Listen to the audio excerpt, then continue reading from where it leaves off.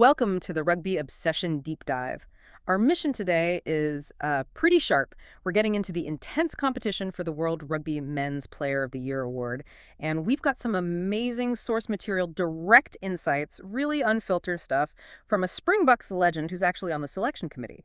So we'll unpack the, well, maybe unexpected frontrunners and look at the strategic challenges facing coaches like Andy Farrell. Yeah, this is a really exciting look, isn't it? High-level strategy, the individuals really defining the game right now. It's like a peek behind the curtain. Definitely. Before we get into who is standing out, just a reminder, you can subscribe to Rugby Obsession right now so you don't miss our analysis, and tell us what you think about the names we're about to drop. Right, and the timing is, well, it's crucial. The November Internationals, the Autumn Nations series, Yeah. that's basically the last chance saloon. The committee usually nails down its short list pretty soon after these tests. So this is it, the final proving ground for anyone wanting that title Peter Steph du Toit currently holds. Okay, let's unpack this with the ultimate insider, Victor Matfield. Anyone who follows rugby knows Matfield. Springboks legend, incredible lock, held the most capped Bok title until Eben Etzebeth overtook him recently.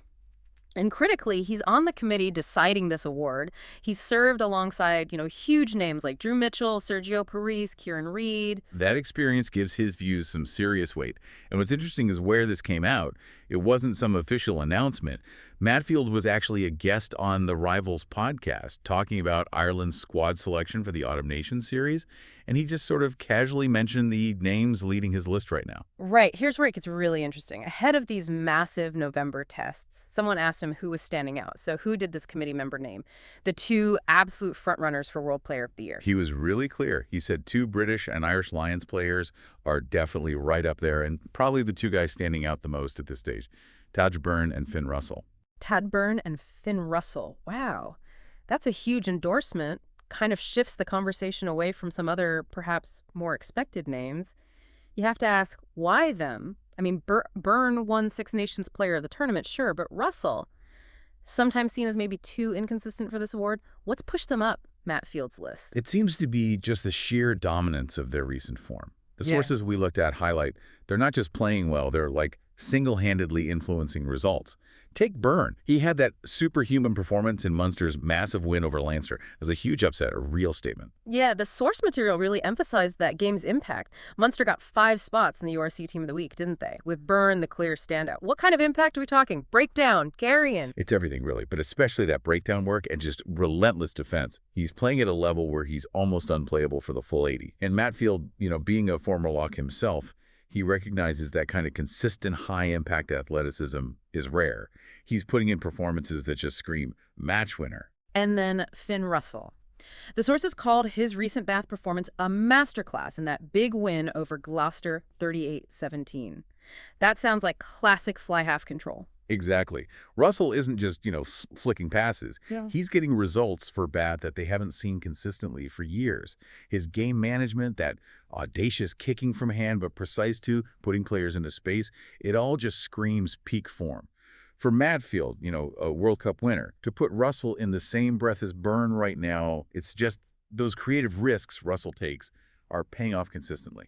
Okay, so this buzz around Beirne and Russell, it highlights their individual form, which actually leads us straight into Matfield's other comments about the wider selection dynamics in Ireland, those headaches for Andy Farrell. Yeah, it's a very fascinating tension there. Farrell's stuck with a big Leinster group for the Autumn Nations series, even with Leinster maybe not firing on all cylinders early season. And remember, Munster just beat them convincingly, so you're hearing this outcry from the fans, as the source put it, about maybe not enough guys from Munster-Ulster Connacht getting a look in. That pressure must be immense.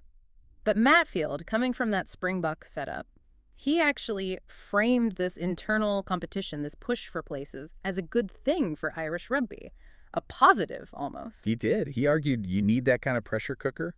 He made a point about developing players who will eventually go to their 3rd or 4th World Cup. The message being, complacency kills long-term success. It really does raise that big question about coaching philosophies, doesn't it? Matfield sort of cautioned that relying too heavily on the tried and tested, which, well, some people see as Farrell's approach, might become an issue down the line. What are the specific risks he sees in that stability? Predictability, maybe, and not testing the depth enough. you always kind of know who's starting, you might hit a ceiling tactically or players get worn down. And he contrasted it directly with the Gex under Razzie Erasmus, where selection is rotated so much. Matfield actually said, no one actually knows who's going to start on a Saturday. That level of uncertainty, it must put huge pressure on the players, but I guess it keeps them constantly sharp too. Precisely. Matfield suggests it creates this unique, really effective, different mindset in South Africa. Everyone's ready. The squad's adaptability, the depth, it benefits hugely. So while stability, like Farrell's style, gives you immediate cohesion, maybe Erasmus's rotation sacrifices some short-term comfort for, well, maximum long-term flexibility. And it is winning them World Cups, which kind of backs up Matfield's point. So stability versus competition for Ireland's long game. That's exactly the kind of strategic question we love getting into here. And this kind of analysis is what you get when you subscribe to Rugby Obsession. Let us know what you think. Do you agree with Matfield? Can that selection uncertainty actually be a good thing, even with the fan frustration? Drop us a comment. And if we zoom back in, from the big picture philosophy to the player of the year contenders, Matfield didn't just talk generally. He got really specific tactically about TADHG BEIRNE's position, which ties right back into this selection tension. Right, he weighed in on Ireland's second row situation, especially now with Joe McCarthy unfortunately injured and out of the squad. You'd think naturally Beirne slots into lock, right? 4-5 cover. Well, Matfield, speaking as one of the all-time great locks, was absolutely clear. He said he wouldn't play Beirne in the second row, doesn't matter about injuries. He called Beirne an out-and-out 6 blindside flanker. Why?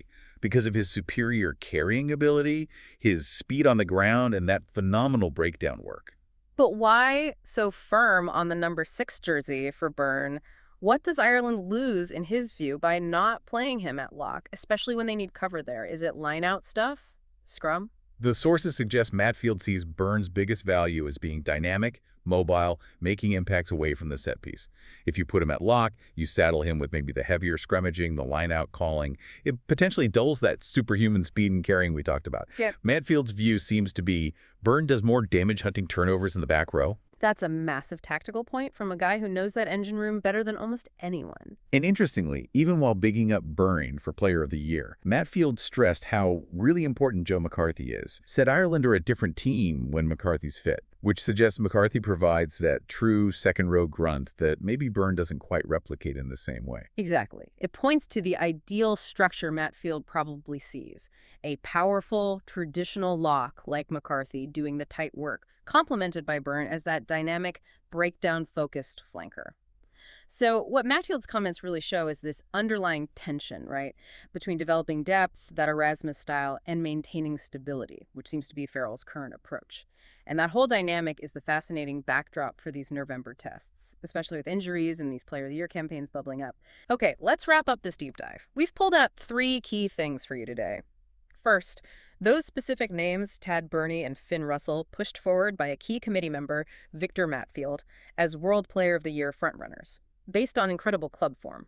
Second, we looked at those strategic selection tensions bubbling in Ireland, contrasting Farrell's stability approach with the heavy rotation philosophy we see with the Springboks. And third, that really nuanced tactical take on Beirne's best position, Matfield seeing him firmly as an out-and-out 6, even with lock injuries. Right, and my final thought, something for you to chew on as the Autumn Nation series kicks off, is this.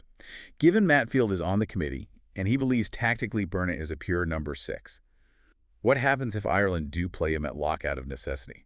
Does a potential Player of the Year performing really well, but maybe in a secondary role, count as much towards that top award as playing brilliantly in their best position, where Matfield thinks he has the most impact? That's a really interesting angle to consider as the internationals get going.